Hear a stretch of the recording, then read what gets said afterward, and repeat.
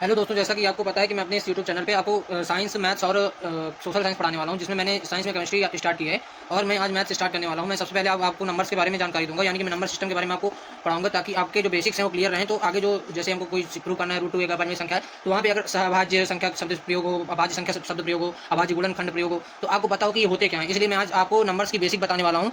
Number की जितनी भी बेसिक होती है वो आज सब आपको मैं बताऊंगा इस चैप्टर में। नाम है आज चैप्टर का संख्या पद्धति नंबर सिस्टम नाम है चैप्टर का, संख्या पद्धति या नंबर सिस्टम। तो चलिए शुरू करते हैं। तो सबसे पहले बताओ चाहिए संख्या क्या है। तो संख्या एक काल्पनिक अवधारणा है। संख्याएं काल्पनिक अवधारणा जिसका प्रयोग हम गिनने में करते हैं। तो संख्याएं होती हैं गिनने में करते हैं या किसी अन्य कार्य में करते हैं। जैसे आप जैसे काल्पनिक संख्या उनका यूज तो हम गिनने में कर नहीं सकते हैं, और निगेटिव इंटीजर्स उनका ज़्यादा गिनने में यूज करते नहीं हैं। तो मतलब ज़्यादातर संख्याएं मानवीय जीवन को आसान बनाने के लिए की गई काल्पनिक अवधारणाएं हैं। अब बात करते हैं संख्या होती कितने प्रकार की हैं। तो संख्या में सबसे पहले हमको 3 प्रकार की संख्याएं होती हैं।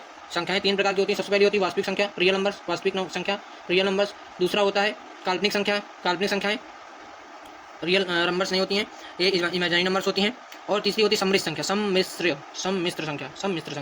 इसको बोलते हैं कॉम्प्लेक्स नंबर, इसको बोलते हैं इमेजिनरी नंबर, इसको बोलते हैं real number. Real, imaginary and complex.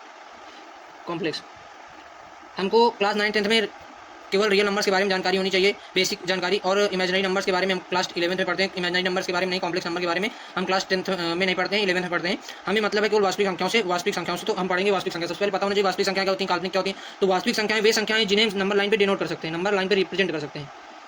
वे संख्याएं जिन्हें संख्या रेखा पर प्रदर्शित किया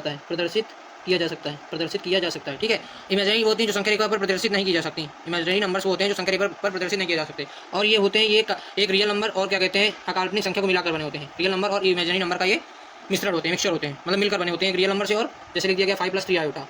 आयोटा क्या होता है, जैसे मैंने लिख दिया √5, तो √-1 की वैल्यू को आयोटा इमेजिन कर लिया गया है, तो वही है। इसका मतलब 5 + √-3, तो उसी को लिख दिया गया 3 आयोटा। इससे हमको लेना देना नहीं है, इससे लेना देना है हमको रियल नंबर से। हमको अगर बेसिक किसी की जानकारी होनी चाहिए तो हमको रियल नंबर्स की होनी चाहिए। तो अब हम बात करते हैं रियल नंबर्स की। किसकी बात करते हैं, रियल नंबर्स, वास्तविक संख्याएं।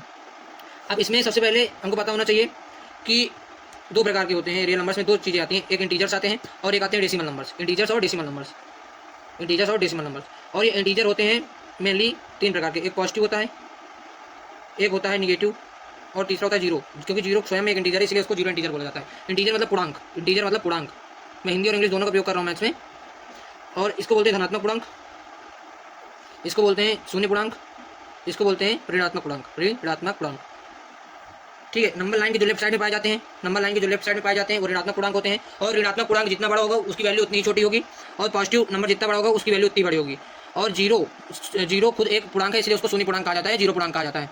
डेसिमल नंबर्स अभी आपको आगे बताऊंगा। आपको पहले पता होना चाहिए इंटीजर्स क्या होते हैं। तो इंटीजर्स वो नंबर होते हैं जिनका मान पूर्ण होता है, जिनका प्रयोग हम गिनने में करते हैं पॉजिटिव इंटीजर्स का। उनको पॉजिटिव इंटीजर्स का हम प्रयोग करते हैं गिनने में, इसलिए उनको बोला जाता है नेचुरल नंबर्स। तो जिन संख्याओं का हम प्रयोग क्या कहते हैं गिनती में करते हैं, उन्हें नेचुरल नंबर्स कहा जाता है। चलिए आगे चलते हैं कि अब हमको पूर्णांक क्या है। पूर्णांक जिसकी वैल्यू पूर्ण होती है, मतलब ऐसे नंबर जैसे 2 लिख दिया गया, 3 लिख दिया गया, 4 लिख दिया गया, इनके बाद कोई दशमलव की पॉइंट में नहीं आ रहा आंसर, मतलब पूर्ण है, ये खुद में पूर्ण है। तो ऐसे नंबर जिनके आगे दशमलव वगैरह नहीं आता, वो पूर्ण संख्या होती है, पूर्ण संख्या तो दूसरी होती है, पूर्णांक होते हैं।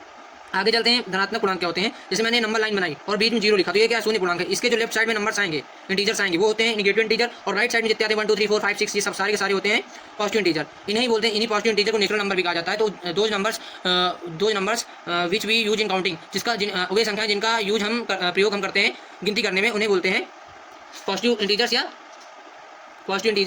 या नेचुरल नंबर्स। अब बात करते हैं पॉजिटिव इंटीजर्स के बारे में, नेचुरल नंबर्स के बारे में। पॉजिटिव इंटीजर्स या नेचुरल नंबर्स के बारे में, इन्हें बोलते हैं नेचुरल नंबर। इनका क्लासिफिकेशन, इन्हीं का ज़्यादातर यूज होता है हमारी डेली लाइफ में। We use natural numbers in our daily life. हम प्रयोग करते हैं नेचुरल नंबर्स का प्राकृतिक संख्याओं का अपनी डेली लाइफ में गिनती वगैरह में। तो पॉजिटिव इंटीजर्स की बात की जाए तो ये पॉजिटिव इंटीजर्स या नेचुरल को बांटा जाता है। इसके 2 टाइप हैं बांटने के। एक होता है प्राइम, 2 कैटेगरी है, प्राइम और एक कंपोजिट। एक तो ये कैटेगरी है, और दूसरी कैटेगरी है इवन और ऑड। प्राइम मतलब अभाज्य।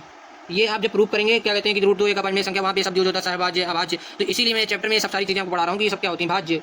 और ये होता है सम, और ऑड मतलब विषम। तो अब बात करते हैं प्राइम नंबर्स क्या होते हैं। वे नंबर्स जो 1 से और खुद से डिविजिबल हों, खुद से कटें, मतलब जो खुद 1 से कटे और खुद से कटे, वो होती है प्राइम नंबर। तो बोल सकते हैं वे संख्या जिनके केवल 2 फैक्टर होते हैं, जिनके केवल 2 गुणनखंड होते हैं, वे संख्या जिनके केवल 2 गुणनखंड होते हैं। जैसे मैं लिख दिया 5, इसका ये केवल 1 से कटेगा और खुद से कटेगा, तो इसके केवल 2 गुणनखंड है 1 और 5। यही मैं लिख दूँ 4, तो ये नहीं होगा प्राइम, क्योंकि इसका 1 होगा, 2 होगा, 4 होगा। इसके कितने हो गए 3, अब होने कितने चाहिए 2, तो ये क्या हो गया कंपोजिट नंबर, मतलब जिसके 2 या 2 से अधिक फैक्टर हों, गुणनखंड हो, वो भाज्य संख्याएं होती हैं जिसके केवल 2 फैक्टर हों। इसीलिए 1 बोल दिया जाता है कि 1 क्यों नहीं है प्राइम नंबर। तो आपको ये पता होना चाहिए कि 1 का केवल खुद एक फैक्टर 1 है, 1, दूसरा फैक्टर उसके पास कोई नहीं है।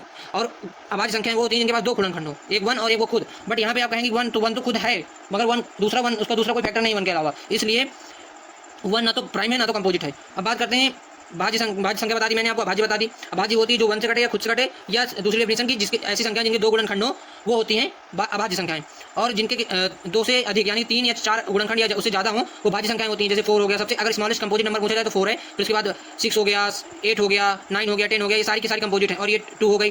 2 एक ऐसा नंबर है जो इवन भी है और प्राइम भी है। 2 केवल एक ऐसा नंबर है जो एक इवन प्राइम नंबर है, मतलब सम अभाज्य संख्या केवल कौन सी है, 2 है। तो स्मॉलेस्ट प्राइम नंबर पूछा जाए तब भी 2 लिखेंगे, और इवन प्राइम नंबर पूछा जाए तब भी 2 लिखेंगे। फिर उसके बाद 3, 5, फिर कोई इवन नंबर नहीं है ऐसा जो प्राइम हो, इसलिए 2 is only even prime number. 7, 11, 13, 17, 19 ये सारे के सारे इसमें आते हैं। और इसमें सो ऑन, और इसमें क्या कहते हैं 4, 6, 8, 9, 10 सो ऑन, मतलब जिसके 2 से, जैसे देखिए 1 है, इसका हो गया, इसका 2 हो गया, 3 हो गया, 6 हो गया, इसके हो गए ना ये 2 से ज़्यादा या 3 से ज़्यादा फैक्टर। तो ऐसी संख्याएं जिनके 2 या 2 से अधिक या 3 से अधिक फैक्टर हो, वो कंपोजिट होती हैं। और जो नंबर कंप्लीटली डिविजिबल हो, 2 से कंप्लीटली डिविजिबल हो, या जिनके लास्ट में 0, 2, 4, 6, 8 आए, वो सम संख्याएं होती हैं। और जो 2 से कंप्लीटली डिविजिबल ना हो, मतलब जैसे लिख दिया 4, तो 4 से अगर इसको काटा जाए तो ये पूरा तरीके से कट जाए, रिमाइंडर 0 आए, तो उसको बोलते हैं कंप्लीटली डिविजिबल। अगर रिमाइंडर 0 नहीं आ रहा है तो वो कंप्लीटली डिविजिबल नहीं है, इसलिए वो इवन नहीं होगी। मतलब जो नंबर 2 से कंप्लीटली डिविजिबल हो, मतलब रिमाइंडर उनको 2 से काटने पर रिमाइंडर 0 आए, वो इवन होती हैं, और ना आए तो वो विषम होती हैं या ऑड होती हैं। Numbers which are not completely divisible by 2, 2 number are called odd numbers, मतलब वे संख्याएं जो 2 से पूरी तरीके से नहीं कटती हैं ऑड नंबर्स होती हैं, और जो कट जाती हैं वो इवन नंबर्स होती हैं। धन्यवाद, आज के लिए इतना ही। कल मैं इसका और डिटेल में आपको इसके बारे में बताऊंगा। जय हिंद, जय भारत।